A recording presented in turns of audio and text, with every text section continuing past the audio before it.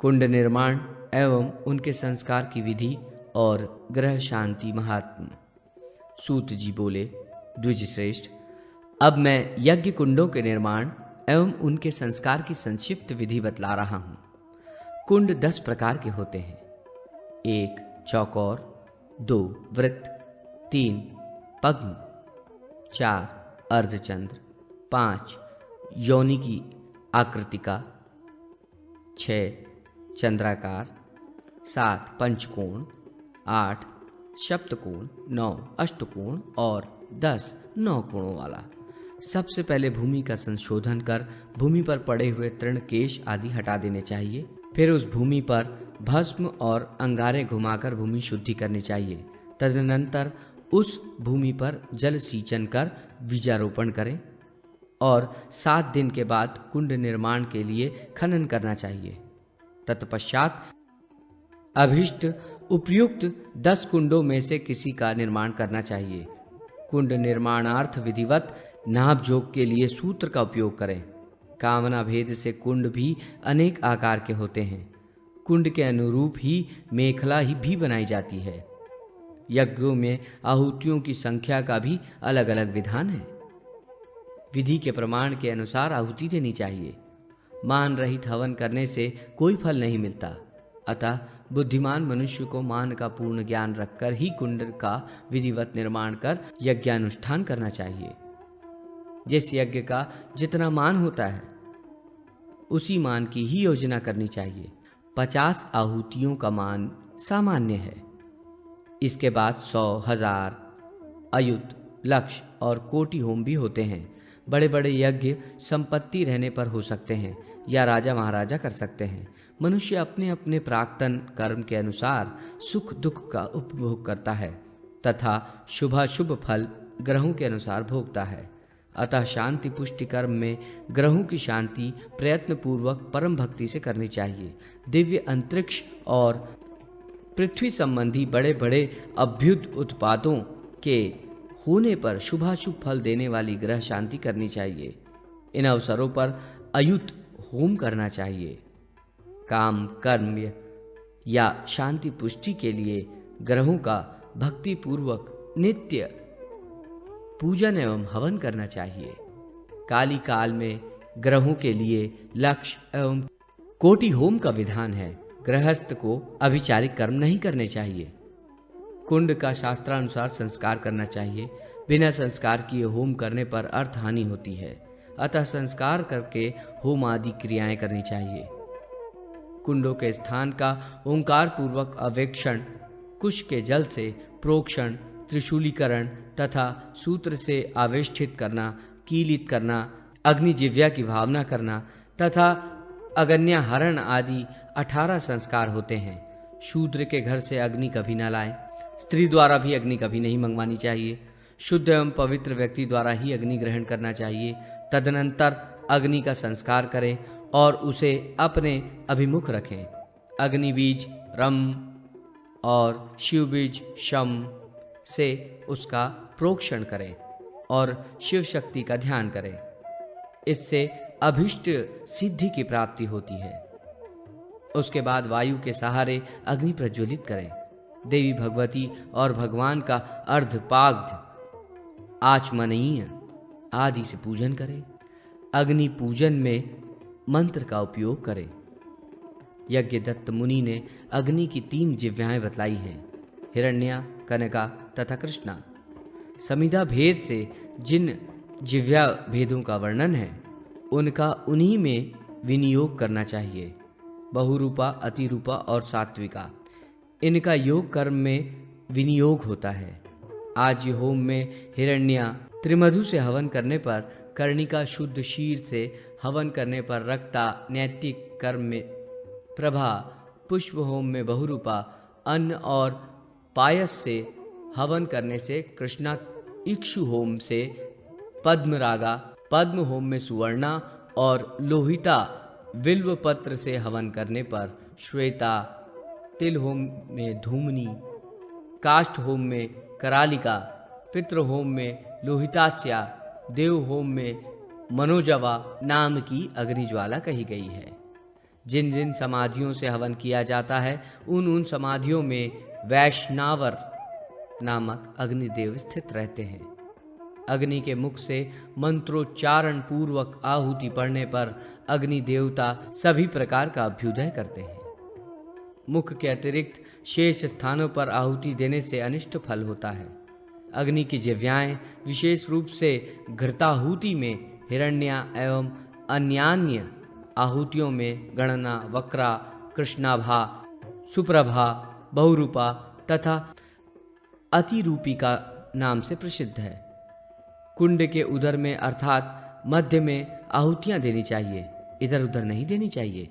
चंदन, अगरू, कपूर, पाटला तथा यूथिका के समान अग्नि से प्रादुर्भूत गंध सभी प्रकार का कल्याणकारक होता है।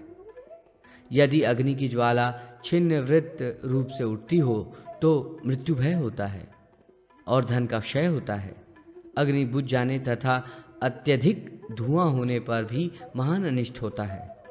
ऐसी स्थितियों में प्रायश्चित करना चाहिए। पहले 28 आहुतियां देकर ब्राह्मणों को भोजन कराना चाहिए। अनंतर घी से मूल मंत्र द्वारा 25 आहुतियां देनी चाहिए। तीनों कालों में महास्नान करें तथा श्रद्धा भक्ति पूर्वक भगवान विष्णु की पूजा करें। अग्नि पूजन विधि। सूत जी बोले, ब्राह्मणों, नित्य नैमित्तिक याग आदि की समाप्ति में हवन हो जाने पर भगवान अग्निदेव की षोडश उपचारों से पूजा करनी चाहिए। अग्नि को वायु द्वारा प्रदीप्त कर पीठस्थ देवताओं की पूजा कर हाथ में लाल फूल ले मंत्र पढ़कर ध्यान करें। भगवान अग्नि देवता आप हाथों में उत्तम इष्ट शक्ति, स्वस्तिक और अभय मुद्रा धारण किए हैं। दैदीप्यमान सुवर्ण सदृश उनका स्वरूप है। कमल के ऊपर विराजमान हैं, 3 नेत्र हैं तथा वे जटाओं और मुकुट से सुशोभित हैं। मंडप के पूर्व आदि द्वार देशों में कामदेव, इंद्र, वाराह तथा कार्तिकेय को आवाहित कर स्थापित करें। तदनंतर आसन, पाद्य, अर्घ्य, आचमनीय तथा गंधादि उपचारों से पूजन कर 8 मुद्राएं प्रदर्शित करें। फिर सुवर्ण वर्ण वाले निर्मल, प्रज्वलित, सर्वतोमुख, महाजिव्य तथा महोदर भगवान अग्निदेव की, इसके बाद भगवान अग्निदेव का विविध उपचारों से पूजन करें। आकाश रूप में पूजा करें। अग्नि की जिह्वाओं का भी ध्यान करें। विविध कर्मों से अग्नि के नाम तथा होम द्रव्यों का वर्णन। सूत जी बोले, ब्राह्मणों, अब मैं शास्त्र सम्मत विधि के अनुसार किए गए विविध यज्ञों में अग्नि के नामों का वर्णन करता हूँ। शतार्ध होम में 500 संख्या तक की आहुति वाले यज्ञों में अग्नि को कश्यप कहा गया है। इसी प्रकार आज्य होम में विष्णु, तिल याग में वनस्पति, सहस्त्र याग में ब्राह्मण, अयुत याग में हरि, लक्ष होम में वग्नि, कोटि होम में हुताशन, शांतिक कर्मों में वारुण, मारण कर्म में अरुण, नित्य होम में अनल, प्रायश्चित में हुताशन तथा अन्य यज्ञ में लोहित नाम कहा गया है। देव प्रतिष्ठा में लोहित, वास्तु त्याग मंडप तथा पद्यक याग में प्रजापति, प्रपा याग में नाग, महादान में हविभूर्क, गोदान में रुद्र, कन्यादान में योजक तथा तुला पुरुष दान में धाता रूप से अग्निदेव स्थित रहते हैं। इसी प्रकार वृषोत्सर्ग में अग्नि का सूर्य, वैश्वदेव, कर्म में पावक, दीक्षा ग्रहण में जनार्दन, उद्पीड़न में काल, शवदाह में कव्य, पर्णदाह में यम, अस्थिदाह में शिखंडिक, गर्भाधान में मरुत, सीमंत में पिंगल, पुंसवन में इंद्र, नामकरण में पार्थिव, निष्क्रमण में हाटक, पाषण में सूची, चूड़ाकरण में शटानन, वृतोप्रदेश में समुद्यदौ, उपनयन में वितिहोत्र, समावर्तन में धनंजय, उदर में जठर, समुद्र में वटवानल, शिखा में विभु तथा स्वरादि शब्दों में सरिसर्प नाम है। अर्श्वाग्नि का मंथर, रथाग्नि का जातवेदस, गजाग्नि का मंदर, सूर्याग्नि का विंध्य, तोयाग्नि का वरुण, ब्रह्मांडग्नि का हविभूर्क, पर्वताग्नि का नाम कृतुभूक है। दावाग्नि को सूर्य कहा जाता है। दीपाग्नि का नाम पावक, ग्रहाग्नि का धरणीपति, घृताग्नि का नल और सूतिकाग्नि का नाम राक्षस है। जिन द्रव्यों का होम में उपयोग किया जाता है उनका निश्चित प्रमाण होता है। प्रमाण के बिना किया गया द्रव्यों का होम फलदायक नहीं होता। अतः शास्त्र के अनुसार प्रमाण परिज्ञान कर लेना चाहिए। घी, दूध, पंचगव्य, दधि, मधु, लाजा, गुड़, इख, पत्र, पुष्प, सुपारी, समिधि, व्रीहि, डंठल के साथ जपा पुष्प और केसर, कमल, जीवंती, मातुलुंग, नारियल, कुष्मांडा, ककड़ी, गुरुच, तिंदुक, 3 पत्तों वाली धूप आदि अनेक होम द्रव्य कहे गए हैं। भूर्ज पत्र, शमी तथा समिधा प्रादेश मात्र के होने चाहिए। बिल्व पत्र 3 पत्र युक्त किंतु छिन्न भिन्न होना नहीं चाहिए। इनमें शास्त्र निर्दिष्ट प्रमाण से न्यूनता या अधिकता नहीं होनी चाहिए। अभीष्ट प्राप्ति के निमित्त किए जाने वाले शांति कर्म शास्त्रोक्त रीति से संपन्न होने चाहिए। यज्ञ पात्रों का स्वरूप और पूर्णाहुति की विधि। सूत जी बोले, ब्राह्मणों, यज्ञ क्रिया के उपयोग में आने वाली स्त्रुआ के निर्माण में शिरपर्णी, शिशंपा, शेरी, विल्ब और खदीर के काष्ठ प्रशस्त माने गए हैं। याग क्रिया में इनसे बने स्त्रुआ के उपयोग से सिद्धि प्राप्त होती है। देव प्रतिष्ठा में आंवला, खदीर और केसर के वृक्ष को भी स्त्रुआ के लिए शास्त्रज्ञों ने उत्तम माना गया है। स्त्रुआ प्रतिष्ठा कार्य में, संप्राशन तथा संस्कार कर्म में, यज्ञादि कार्यों में प्रयुक्त होता है। स्त्रुआ के निर्माण में विल्व काष्ठ ग्रहण करना चाहिए, परंतु उसके ग्रहण के समय रिक्ता आदि तिथियां न हो। उस काष्ठ को ग्रहण करने वाला व्यक्ति पहले उपवास करे और मध, मांस आदि सभी वस्तुओं का परित्याग कर दे। स्त्री संपर्क से भी दूर रहे एवं काष्ठ से स्त्रुआ और स्त्रुक दोनों का निर्माण किया जा सकता है। इनका निर्माण शास्त्रोक्त विधि के अनुसार करना चाहिए। दरवी अर्थात करछुल का निर्माण स्वर्ण या तांबे से किया जाना चाहिए। यदि काष्ठ से करछुल बनानी हो तो गंभारी वृक्ष, तेंदु का वृक्ष और दूध वाले वृक्ष के काष्ठ से 12 अंगुल की बनानी चाहिए। उसका नीचे का मंडल 2 अंगुल का होना चाहिए। यज्ञ साधन में ये उपयोगी है। तांबे की करछुल 40 तोले प्रायः आधा किलो की होती है और उसका मंडल 5 अंगुल का तथा लंबाई 8 हाथ की होती है। यही दरवी करछुल पायस निर्माण में उपयोगी है। आज्य शोधन के लिए 10 तोले की ताम्रमयी करछुल होती है। इसके अभाव में पीपल के काष्ठ से 16 अंगुल के माप में दरवी करछुल बनाएं। आज्य स्थाली तांबे की या मिट्टी की भी हो सकती है। सूत जी बोले, ब्राह्मणों, अब मैं पूर्णाहुति की विधि बतला रहा हूँ। इसके अनुष्ठान में यज्ञ पूर्ण होता है, अतएव पूर्णाहुति विधि पूर्वक करनी चाहिए। पूर्णाहुति के बाद यज्ञ में अवाहित किए गए देवताओं को अर्घ्य देना चाहिए। यदि यज्ञ अपूर्ण रहे तो यजमान श्रीविहीन हो जाता है और यज्ञ पूर्ण लाभप्रद नहीं होता। स्त्रुआ में चरु रखकर भगवान सूर्य को अर्घ्य देना चाहिए। यज्ञ संपन्न हो जाने पर ब्राह्मणों को भोजन कराना चाहिए। तदनंतर यजमान घर में प्रवेश कर कुल देवताओं की प्रार्थना करे। प्रतिष्ठा याग में पूर्णाहुति के समय सप्ततेः देहि मे पूर्णादेहि पनंतु इन मंत्रों का पाठ करें तथा नित्य नैमित्तिक याग में पनंतु, पूर्णादेर्वी, सप्तते तथा देहि में का पाठ करें। विद्वानों को इनमें अपने कुल परंपरा का भी विचार करना चाहिए। पूर्णाहुति खड़ा होकर संपन्न करना चाहिए, बैठकर नहीं। ग्रह होम तथा शत होम में 1 पूर्णाहुति देनी चाहिए।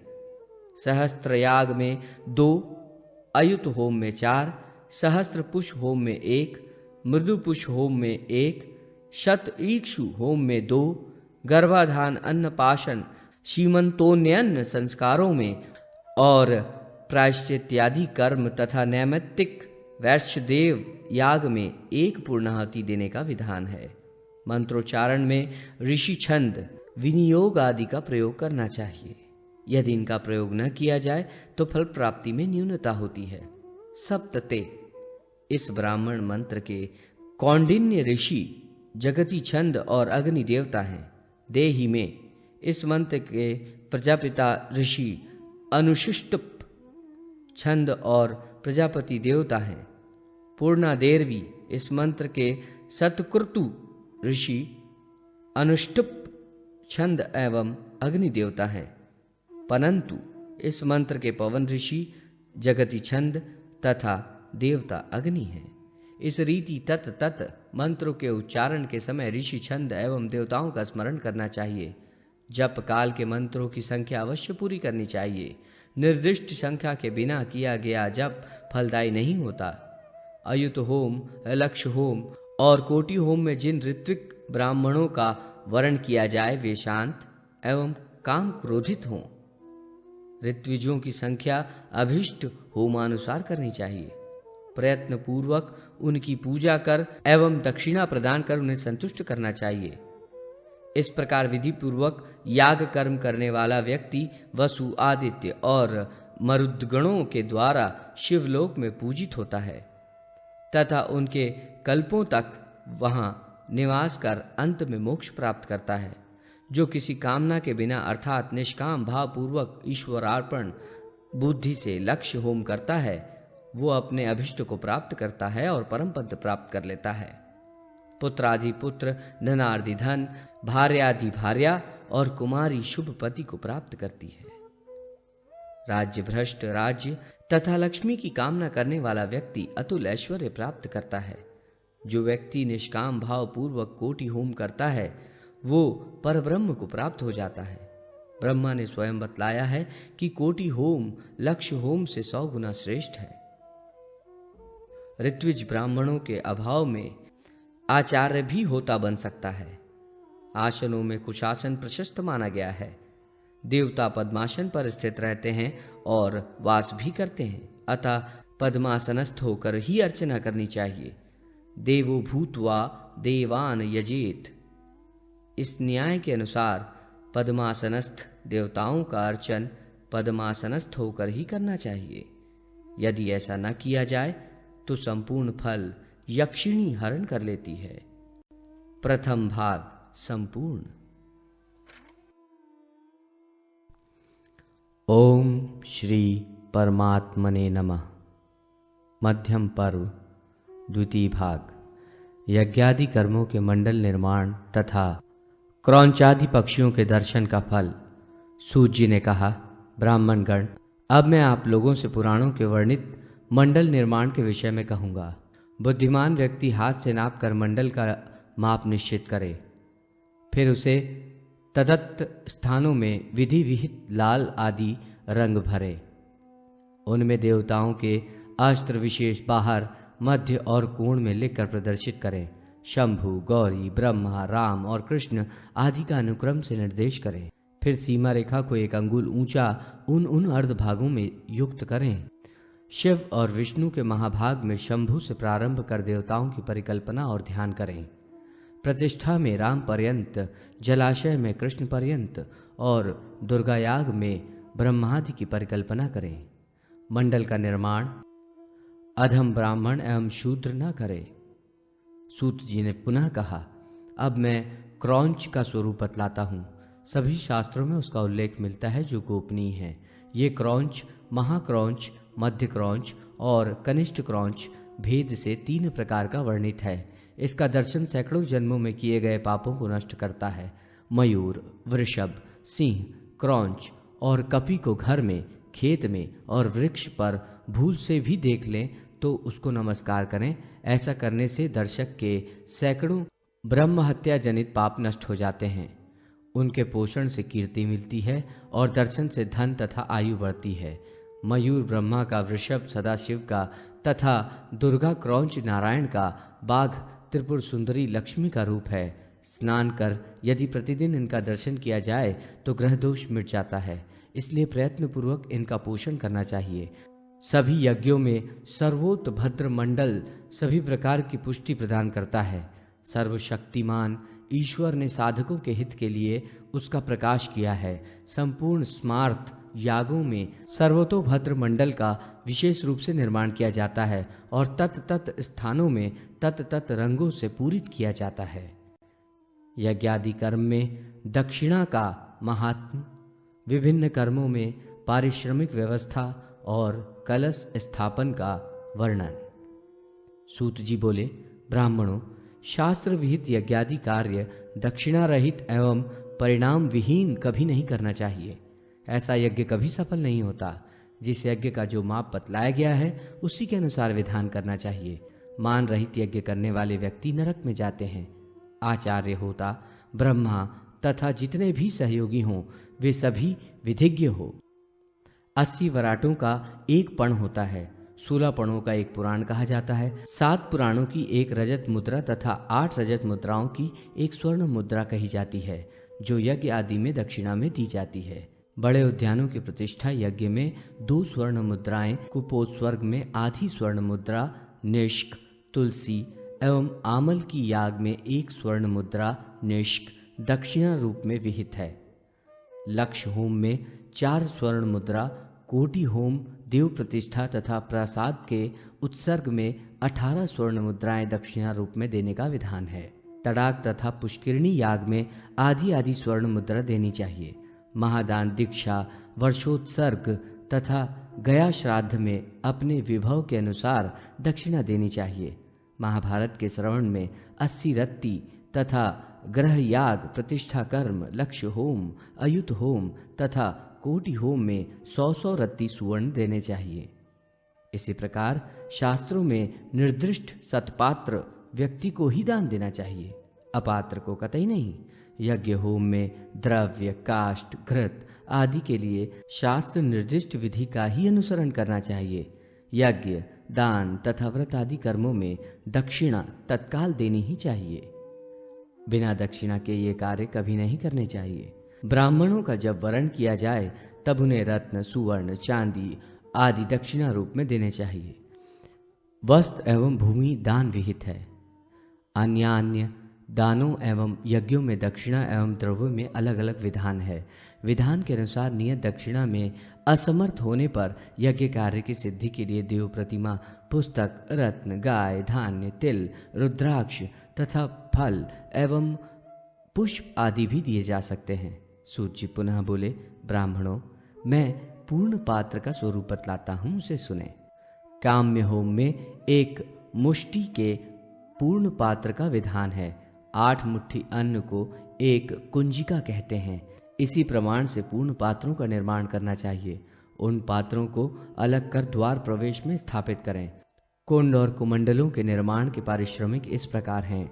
चौकोर कुंड के लिए रौप्यादि, सर्वोत्र भद्र कुंड के लिए 2 रौप्य, महासिंहासन के लिए 5 रौप्य, सहस्त्रार्क तथा मेरु पृष्ठ कुंड के लिए 1 बैल तथा 4 रौप्य, महाकुंड के निर्माण द्विगुणित स्वर्णपाद, वक्त कुंड के लिए 1 रौप्य, पद्म कुंड के लिए वृषभ, अर्धचंद्र कुंड के लिए 1 रौप्य, योनि कुंड निर्माण में 1 धेनु तथा 4 मासा स्वर्ण, शैव्याग में तथा उद्यापन में 1 मासा स्वर्ण, इष्टिकाकरण में प्रतिदिन 2 पण पारिश्रमिक देने चाहिए। खंड कुंड निर्माता को 10 वराट, इससे बड़े कुंड के निर्माण में 1 काकीणी, 7 हाथ के कुंड निर्माण में 1 पण, वृहत्कुप के निर्माण में 2 पण, ग्रह निर्माण में प्रतिदिन 1 रत्ती सोना, कोष्ठ बनवाना हो तो आधा पण, रंग में रंगाने में 1 पण, वृक्षों के रोपण में प्रतिदिन 1.5 पण पारिश्रमिक देना चाहिए। इसी तरह पृथक कर्मों में अनेक रीति से पारिश्रमिक का विधान किया गया है। यदि ये नापित सिर से मुंडन करें तो उसे 10 कांकणी देनी चाहिए। स्त्रियों के नख आदि के रंजन के लिए कांकणी के साथ भी पण भी देना चाहिए। धान के रोपण में 1 दिन का 1 पण पारिश्रमिक होता है। तैल और क्षार से वर्जित वस्त्र की धुलाई के लिए 1 पर्ण पारिश्रमिक देना चाहिए। इसमें वस्त्र की लंबाई के अनुसार कुछ वृद्धि भी की जा सकती है। मिट्टी के खोदने में, कुचाल चलाने में, शुदंड के निष्पीडन तथा सहस्त्र पुष्प चयन में 10-10 काकिणी पारिश्रमिक देना चाहिए। छोटी माला बनाने में 1 काकिणी, बड़ी माला बनाने में 2 काकिणी देने चाहिए। दीपक का आधार कांसे या पीतल का होना चाहिए। इन दोनों के अभाव में मिट्टी का भी आधार बनाया जा सकता है। सूत जी बोले, ब्राह्मणों, अब मैं कलशों के विषय में निश्चित मत प्रकट करता हूँ, जिसका उपयोग करने से मंगल होता है और यात्रा में सिद्धि प्राप्त होती है। कलश में 7 अंग तथा 5 अंग होते हैं। कलश में केवल जल भरने से ही सिद्धि नहीं होती, इसमें अक्षत और पुष्पों से देवताओं का आवाहन कर पूजन भी करना चाहिए। ऐसा न करने से पूजन निष्फल हो जाता है। वट, अश्वत्थ, धव वृक्ष और विल्प वृक्ष के पल्लवों को कलश के ऊपर रखें। कलश सोना, चांदी, तांबा या मृतिका के बनाए जाते हैं। कलश का निर्माण अपने सामर्थ्य के अनुसार कलश अभेद, निश्चिद्र, नवीन, सुंदर एवं जल से पूरित होना चाहिए। कलश के निर्माण के विषय में भी निश्चित प्रमाण बतलाया गया है। बिना मान के बना हुआ कलश उपयुक्त नहीं माना गया है। जहाँ देवताओं का आवाहन पूजन किया जाए, उन्हीं की सन्निधि में कलश की स्थापना करनी चाहिए। व्यक्ति कर्म करने पर फल का अपहरण राक्षस कर लेते हैं। स्वास्तिक बनाकर उसके ऊपर निर्दिष्ट विधि से कलश स्थापित कर वरुण आदि देवताओं का आवाहन करके उसका पूजन करना चाहिए। चतुर्विध मास व्यवस्था एवं मल मास वर्णन। सूत जी बोले, ब्राह्मणों, अब मैं विभिन्न प्रकार के मासों का वर्णन करता हूँ। मास 4 प्रकार के होते हैं: चांद्र, सौर, सावन और नक्षत्र। शुक्ल प्रतिपाद से लेकर अमावस्या तक मास चांद्र मास कहा जाता है। शुक्ल की संक्रांति से दूसरी संक्रांति में प्रवेश करने का समय सौर मास कहलाता है। पूरे 30 दिनों तक सावन मास होता है। अश्विनी से लेकर रेवती पर्यंत नक्षत्र मास होता है। सूर्योदय से दूसरे सूर्योदय तक जो दिन होता है उसे सावन दिन कहते हैं। एक तिथि में चंद्रमा जितना भोग करता है वो चांद्र दिवस कहलाता है। राशि के 30वें भाग को सौर दिन कहते हैं। दिन रात को मिलाकर अहोरात्र होता है। किसी भी तिथि को लेकर 30 दिन बाद आने वाली तिथि का समय सावन मास होता है। प्रायश्चित, अन्नप्राशन तथा मंत्रोपासना में, राजा के कर ग्रहण में, व्यवहार में, यज्ञ में तथा दिन की गणना में सावन मास ग्राम्य है। सौर मास विवाह आदि संस्कार, यज्ञ, व्रत आदि सत्कर्म तथा स्नाद आदि में ग्राव्य है। चांद्र मास पावर्ण, अष्टका श्राद्ध, साधारण श्राद्ध, धार्मिक कार्यों आदि के लिए उपयुक्त है। चैत्र आदि मासों में तिथि को लेकर ही जो कर्म विहित हैं वे चांद्र मास से करने चाहिए। सोम या पितृगणों के कार्य आदि में नक्षत्र मास प्रशस्त माना गया है। चित्रा नक्षत्र के योग से चैत्री पूर्णिमा होती है, उससे उपलक्षित मास चैत्र कहा जाता है। चैत्र आदि जो 12 चांद्र मास है वे तत् नक्षत्र के योग से तत् नाम वाले होते हैं। जिस महीने में पूर्णिमा का योग न हो वो प्रजा, पशु आदि के लिए अहितकर होती है। सूर्य और चंद्रमा दोनों नित्य तिथि का भोग करते हैं। जिस 30 दिनों में संक्रमण न हो वो मलिम्बुलुच, मल मास या अधिक मास कहलाता है। उसमें सूर्य की कोई संक्रांति नहीं होती। प्रायः 2.5 वर्ष के बाद ये मास आता है। इस महीने में सभी तरह की प्रेरित क्रियाएं तथा संपीड़न क्रियाएं की जा सकती हैं, परंतु यज्ञ, विवाह आदि कार्य नहीं होते। इनमें तीर्थ स्थान, देवदर्शन, व्रत, उपवास आदि, सीमंतोन्नयन, ऋतु शांति, पुंसवन और पुत्र आदि का मुख दर्शन किया जा सकता है। इसी तरह शुक्रास्त में भी ये क्रियाएं की जा सकती हैं। राज्याभिषेक भी मला मास में हो सकता है। व्रतारंभ, प्रतिष्ठा, चूड़ाकर्म, उपनयन, मंत्रोपासना, विवाह, नूतन गृह निर्माण, गृह प्रवेश, गौ आदि का ग्रहण, आश्रमांतर में प्रवेश, तीर्थ यात्रा, अभिषेक कर्म, वर्षोत्सर्ग, कन्या का द्विरागमन तथा यज्ञ, यज्ञादि, इन सब का मल मास में निषेध है। इसी तरह शुक्रास्त एवं उसके वार्धक्य और बालकत्व में भी इनका निषेध है। गुरु के अस्त एवं सूर्य के सिंह राशि में स्थित होने में अधिक मास में जो निषिद्ध कर्म है उन्हें नहीं करना चाहिए। कर्क राशि में सूर्य आने पर भगवान शयन करते हैं और इनके तुला राशि में आने पर निद्रा का त्याग करते हैं। काल विभाग, तिथि निर्णय एवं वर्ष भर के विशेष पर्वों, तिथियों तथा तिथियों के पूर्णप्रद कृत्य। सूत जी बोले, ब्राह्मणों, देव कर्म या पैतृक कर्म काल के आधार पर ही संपन्न होते हैं और कर्म भी नियत समय पर ही किए जाने पर पूर्ण रूपेण फलप्रद होते हैं। समय के बिना की गई क्रियाओं का फल तीनों कालों तथा लोकों में भी प्राप्त नहीं होता। अतः मैं काल के विभागों का वर्णन करता हूँ।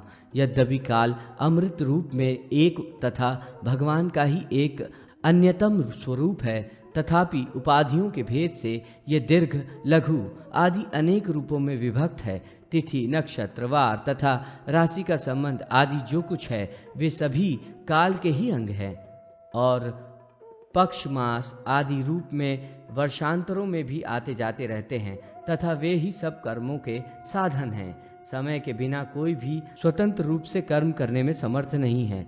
धर्म या अधर्म का मुख्य द्वार काल ही है। तिथि आदि काल विषयों में निषिद्ध और विहित कर्म बताए गए हैं। विहित कर्मों का पालन करने वाला स्वर्ग को प्राप्त करता है और विहित का त्याग निषिद्ध कर्म करने से अधोपति प्राप्त करता है। पूर्वाह व्यापिनी तिथि में वैदिक क्रियाएं करनी चाहिए। एक उदिष्ट श्राद्ध मध्याह व्यापिनी तिथि में और पावन श्राद्ध उपराह व्यापिनी तिथि में करना चाहिए। वृद्धि श्राद्ध आदि प्रातः काल में करने चाहिए। ब्रह्मा जी ने देवताओं के लिए तिथियों के साथ पूर्वाह काल दिया है और पितरों के उपराह पूर्वाह में देवताओं का अर्चन करना चाहिए। तिथियां 3 प्रकार की होती हैं, खरवा, दिरपा और हिंस्त्रा। लंघित होने वाली खरवा, तिथि वृद्धि दर्पा तथा तिथि हानि हिंसा कही जाती है। इनमें खरवा और दर्पा आगे ही लेनी चाहिए और हिंस्त्रा पूर्व में लेनी चाहिए। शुक्ल पक्ष में परा लेनी चाहिए और कृष्ण पक्ष में पूर्वा। भगवान सूर्य जिस तिथि को प्राप्त कर उदित होते हैं वो तिथि स्नान, दान और कृत्यों में उचित है। यदि अस्त समय में भगवान सूर्य 10 घटी पर्यंत रहते हैं तो वो तिथि रात दिन समझनी चाहिए। शुक्ल पक्ष तथा कृष्ण पक्ष में खरवा या दर्पा तिथि के अस्त पर्यंत सूर्य रहे तो पितृकाल में वही तिथि ग्राव्य है। 2 दिन में मध्यावकाल व्यापिनी तिथि होने पर अस्त पर्यंत रहने वाली प्रथम तिथि श्राद्ध आदि में विहित है। द्वितीया, तृतीया से तथा चतुर्थी, पंचमी से युक्त हो तो ये तिथियां पुण्यप्रद मानी गई हैं और उसके विपरीत होने पर पुण्य का ह्रास करती हैं। सृष्टि पंचमी से एवं अष्टमी सप्तमी से वृद्ध हो तथा दशमी से एकादशी, त्रयोदशी से चतुर्दशी और चतुर्दशी से अमावस्या वृद्ध हो तो उनमें उपवास नहीं करना चाहिए, अन्यथा पुत्र, कलत्र और धन का ह्रास होता है। पुत्र, भार्य आदि से रहित व्यक्ति का यज्ञ में अधिकार नहीं है। जिस तिथि को लेकर सूर्य उदित होते हैं वो तिथि स्नान, अध्ययन और ध्यान के लिए श्रेष्ठ समझनी चाहिए। कृष्ण पक्ष में जिस तिथि में सूर्य अस्त होते हैं वो स्नान आदि कर्मों में पितरों के लिए उत्तम मानी गई है। सूत जी कहते हैं, ब्राह्मणों, अब मैं ब्रह्मा जी द्वारा बतलाई गई श्रेष्ठ तिथियों का वर्णन करता हूँ। आश्विन, कार्तिक, माघ, चैत्र, इन महीनों में स्नान, दान और भगवान शिव तथा विष्णु का पूजन 10 गुना फलप्रद होता है। प्रतिपदा तिथि में अग्निदेव का यजन और हवन करने से सभी तरह के धान्य और स्पित धन प्राप्त होता है। यदि शुक्ल पक्ष में द्वितीया तिथि बृहस्पतिवार से युक्त हो तो उस तिथि में विधि पूर्वक भगवान अग्निदेव का पूजन और नत व्रत करने से इच्छित ऐश्वर्य प्राप्त होता है। मिथुन और कर्क राशि सूर्य में जो द्वितीया आए उसमें उपवास करके भगवान विष्णु का पूजन करने वाली स्त्री कभी विधवा नहीं होती। अशून्य शयन द्वितीया को गंध, पुष्प, वस्त्र तथा विविध नैवेद्यों से भगवान लक्ष्मी नारायण की पूजा करनी चाहिए। वैशाख शुक्ल पक्ष की तृतीया में गंगा जी में स्नान करने वाले का सब पाप मुक्त हो जाता है। वैशाख मास की तृतीया स्वाति नक्षत्र और माघ की तृतीया रोहिणी युक्त हो तथा अश्विन तृतीया वृष राशि से युक्त हो तो उसमें जो भी दान दिया जाता है वह अक्षय होता है। विशेष रूप से हविष्यान एवं मोदक देने से अधिक लाभ होता है तथा गुड़ और कपूर युक्त जल दान करने वाली विद्वान पुरुष अधिक प्रशंसा करते हैं। ये मनुष्य ब्रह्मलोक में पूजित होता है। यदि बुधवार और श्रवण से युक्त तृतीया हो तो उसमें स्नान और उपवास करने से अत्यंत फल प्राप्त होता है। भरणी नक्षत्र युक्त चतुर्थी में यम देवता की उपासना करने से संपूर्ण पापों से मुक्ति मिलती है। भाद्र पक्ष की शुक्ला चतुर्थी शिवलोक में पूजित है। कार्तिक और माघ मास के ग्रहणों स्नान, जप, तप, दान, उपवास और श्राद्ध करने से अत्यंत फल मिलता है। चतुर्थी में संपूर्ण विघ्नों के नाश तथा इच्छा पूर्ति के लिए भगवान गणेश की पूजा मोदक आदि से भक्ति पूर्वक करनी चाहिए। श्रावण मास के शुक्ल पक्ष की पंचमी में द्वार देश के दोनों ओर गोमेय से नागों की रचना कर दूध, दही, सिंदूर, चंदन, गंगा जल एवं सुगंधित द्रव्यों से नागों का पूजन करना चाहिए। नागों का पूजन करने वालों कुल में निर्भयता रहती है एवं प्राणों की रक्षा भी होती है। श्रावण कृष्ण पंचमी घर के आंगन में नीम के पत्तों से मनसा देवी की पूजा करने से कभी भी सर्प भय नहीं होता। भाद्र पक्ष की सृष्टि में स्नान, दान आदि करने से अत्यंत पुण्य होता है। विप्रगणों, माघ और कार्तिक की सृष्टि में व्रत करने से इहलोक और परलोक में असीम कीर्ति प्राप्त होती है। शुक्ल पक्ष की सप्तमी में यदि संक्रांति पड़े तो उसका नाम महाजया या सूर्य प्रिया होता है। भाद्र पक्ष की सप्तमी में अपराजिता है। शुक्ल या कृष्ण पक्ष की षष्ठी या सप्तमी रविवार से युक्त हो तो यह ललिता नाम की तिथि पुत्र पौत्रों की वृद्धि करने वाली महान पुण्यदायी है। अश्विनी एवं कार्तिक मास के शुक्ल पक्ष की अष्टमी में अष्टादश भुजा का पूजन करना चाहिए।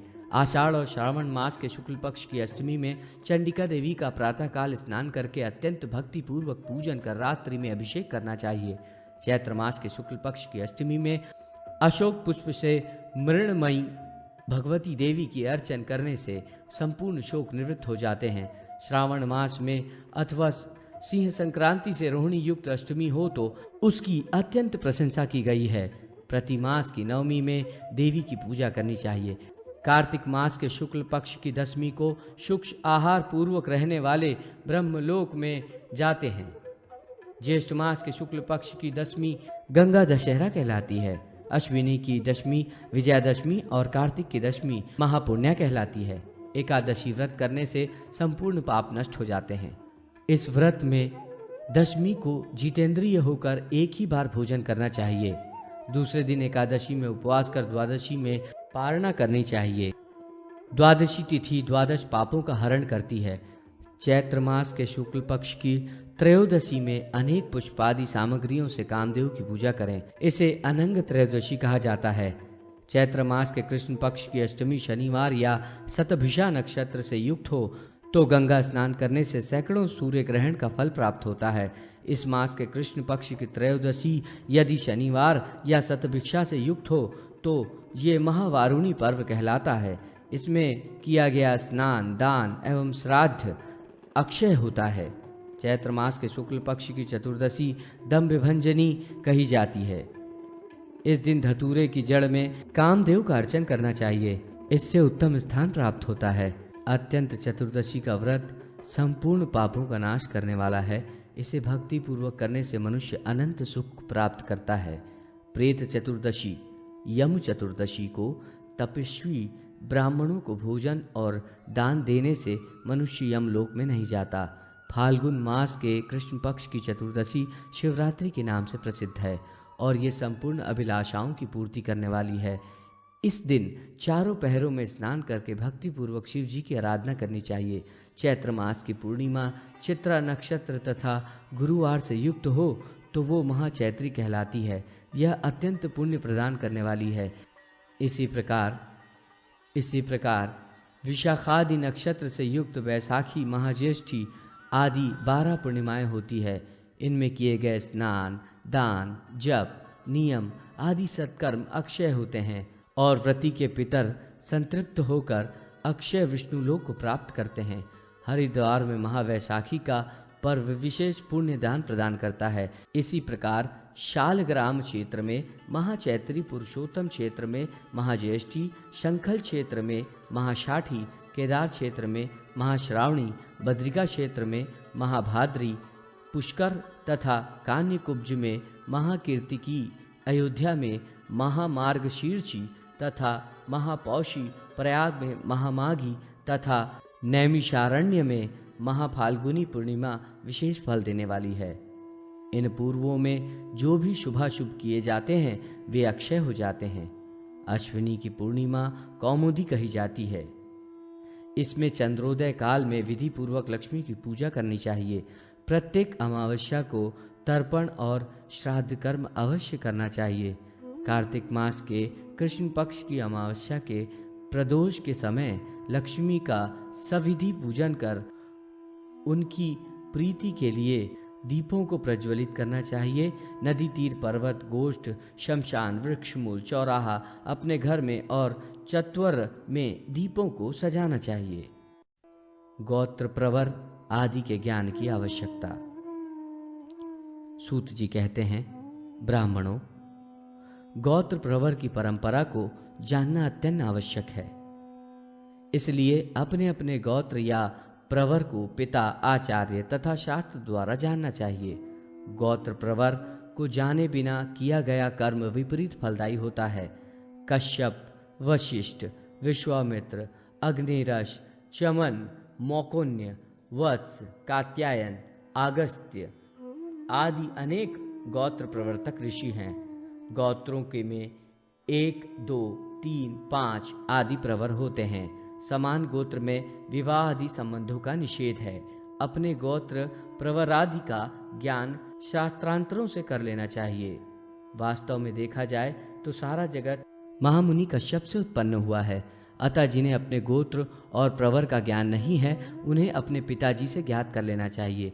यदि उन्हें भी न मालूम हो तो स्वयं को कश्यप गोत्रीय मानकर उनका प्रवर लगाकर शास्त्रानुसार कर्म करना चाहिए। वास्तुमंडल के निर्माण एवं वास्तु पूजन की संक्षिप्त विधि। सूत जी कहते हैं, ब्राह्मणों, अब मैं वास्तुमंडल का संक्षिप्त वर्णन करता हूं। पहले भूमि पर अंकुरों का रोपण करके भूमि की परीक्षा कर लें। तदनंतर उत्तम भूमि के मध्य वास्तुमंडल का निर्माण करें। वास्तुमंडल के देवता 45 हैं। उनके नाम इस प्रकार हैं: शिखी, पर्जन्य, जयंत, कुलिशायुध, सूर्य, सत्य, वृष, आकाश, वायु, पुषा, वितथ, गुहा, यम, गंधर्व, मृगराज, मृग, पितृगण, देवारिक, सुग्रीव, पुष्पदंत, वारुण, असुर, पशु, पाश, रोग, अहि, मोक्ष, भल्लाट, सोम, सर्प, अदिति, दिति, अप, सावित्री, जय, रुद्र, अर्यमा, सविता, विवस्वान, विबुधाधिप, मित्र, राजयक्ष्मा, पृथ्वीधर, आपवत्स तथा ब्रह्मा।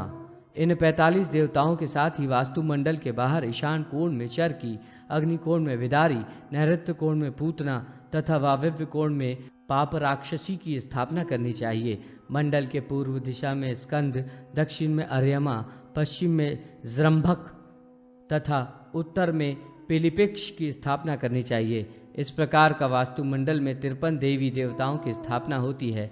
इन सभी को अलग अलग मंत्रों से पूजन करना चाहिए।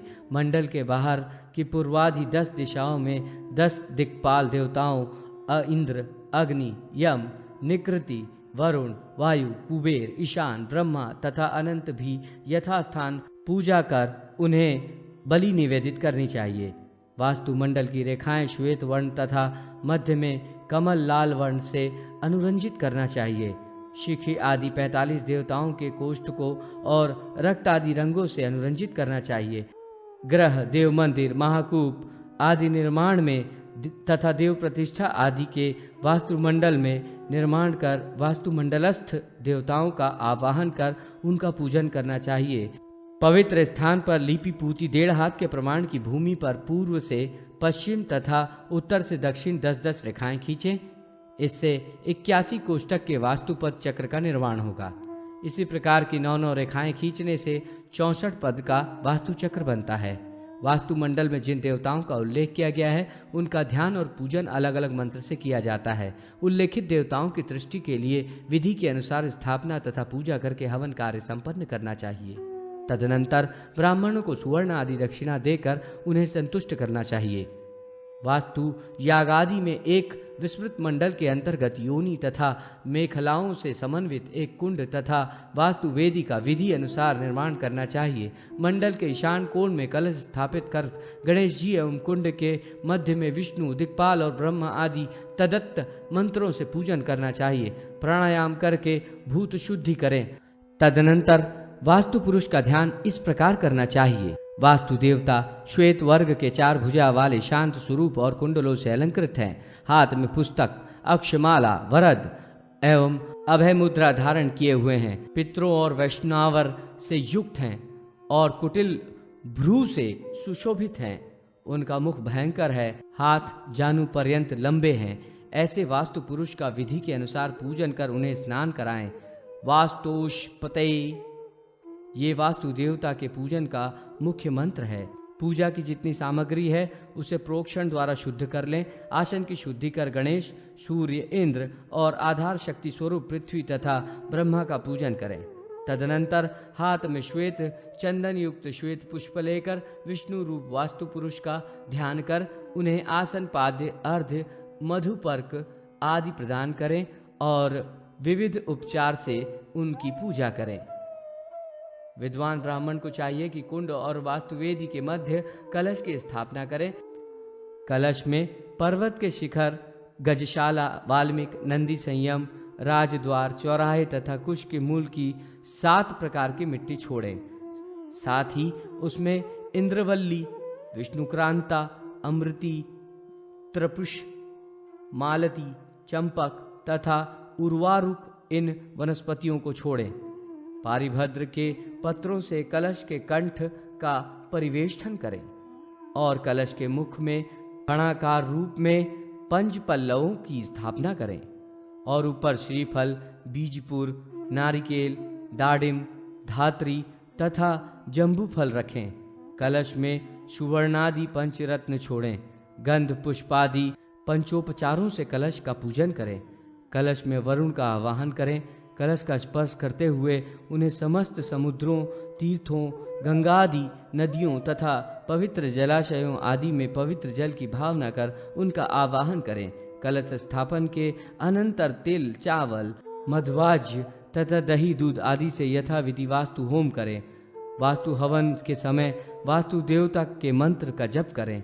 अनंतर वास्तु मंडल के समस्त देवताओं का पायसान्न, कृष्णान्न आदि पृथक पृथक क्रमशः बलि निवेदित करें। सभी देवताओं को उन्हीं के अनुरूप पताका भी प्रदान करें। अपने सामर्थ्य के अनुसार मंत्र, जप और वास्तु पुरुषत्व का पाठ करें। भगवान शंकर ने भगवान विष्णु स्वरूप वास्तुस्तुति की इस स्तुति को कहा है। इसका जो प्रयत्न पूर्वक निरंतर पाठ करता है उसे अमरता प्राप्त हो जाती है और जो हृदय कमल के मध्य निवास करने वाले भगवान अच्युत विष्णु का ध्यान करता है वो वैष्णवी सिद्धि प्राप्त करता है। यज्ञ कर्म की पूर्णता में आचार्य को पयस्विनी गौ और सुवर्ण दक्षिणा दे। अन्य ब्राह्मणों को भी सुवर्ण प्रदान करे। प्रजापत्य और सृष्टिकृत का हवन करें। आचार्य और ऋत्विज मिलकर यजमान पर कलश के जल से अभिषेक करें। पूर्णाहुति देकर भगवान सूर्य को अर्घ प्रदान करें। ब्राह्मणों की आज्ञा लेकर यजमान के घर में प्रवेश करें। अनंतर ब्राह्मण को भोजन कराएं। दीन, अंध और कृपणों का अपनी शक्ति के अनुसार सम्मान करें। फिर अपने बंधु बांधवों के साथ स्वयं भोजन करें। उस दिन भोजन में दूध, कैसले पदार्थ, भुने हुए शाक तथा करेला आदि निषिद्ध पदार्थों का उपयोग न करें। शाल्यन्न, मूली, कटहल, आम, मधु, घी, गुड़, सेंधा नमक के साथ मातुलंग, बदरी फल, धात्री फल एवं तिल और मरीच आदि से बने पदार्थ का भोजन प्रशस्त कहे गए हैं।